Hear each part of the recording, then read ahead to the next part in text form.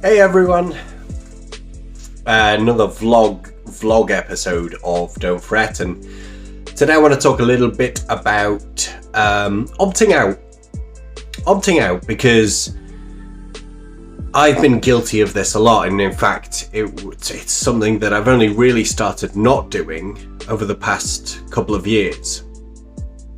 And opting out is this idea of saying no to stuff based on a fear, based on a disclusion or an exclusion of oneself from the ability to do or experience the thing. And there was this really kind of regretting holding my phone like this now, but oh god, I'm gonna have to do this whole thing. But yeah, there was this study done a little while ago that was really interesting, because it was they brought a load of people in for an interview, and it was this job for £30,000. Yeah, it was £30,000. I'm trying to remember if it was in the US or the UK. It was £30,000 in the UK. Just a very kind of standard administrative, secretarial type of role. Nothing that required any particular apprenticeships or skills or intense qualifications. You had to be decent at it, but you know, it wasn't something you had to have some significant accreditation for, like a doctorate.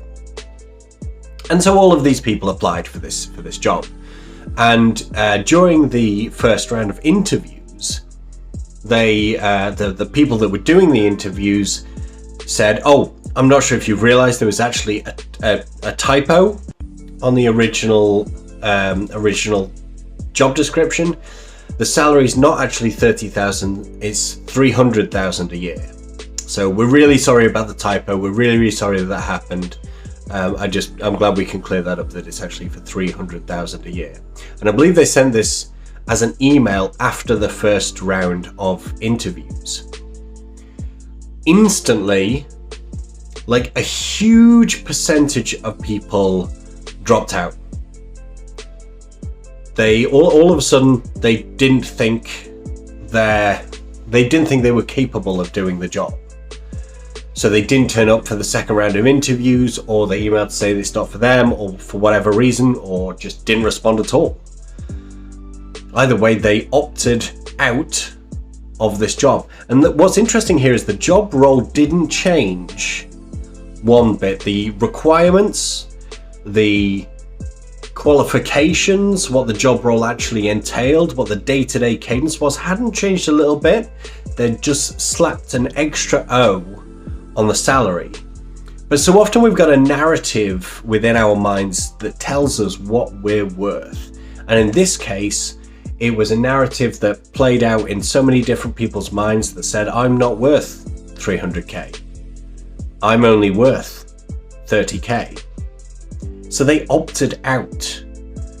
And I realize, and it doesn't have to be a huge thing to say, like, you know, a self-worth being equal to a salary. But there's been things that I've been opting out. YouTube ads, great. As he records a video for YouTube. Interesting. Meta. Silence. But isn't that interesting? The way that we kind of opt out. And you know, for years I've opted out of environments, particularly that involved groups of men. And I turned up to one today. I turned up to a men's group where we and it was a real men's group where we talked about different things. It's a mental health men's group for sharing. So it's not necessarily that we just kind of turn up, talk about sports or things that distract us from our emotions. We actually lean in. And I've been opting out of those environments, but you know, with the narrative that, you know, I'm not interesting enough. You know, I'm not the type of person that can lead. Nobody really wants to hang out with me in those types of environments. It's a narrative that I've played out for years, and I can just about hold my own in a group. But when I actually have to do any kind of have any involvement in the group, like I can just be a bystander. I can sit back like a tag along. But as a leader, as someone who directs the conversation or adds impetus or laughter or whatever it might be, I've got a narrative that runs in my head that says that I'm not capable of doing it. But that's just me opting out. It's created this situation where I opt out from even trying. And it meant that I opted out of friendships for years that would create loneliness, depression, and take me to a really, really dark place in Bali. So it's amazing what can happen when we opt out based on a narrative, based on a fear. And the only way to get through that fear is to lean into it rather than opting out. So I'm really, really curious, what do you think you're opting out of at the moment? What can you really lean into? What fear is getting in the way that means that you choose safety and security rather than growth and moving forward?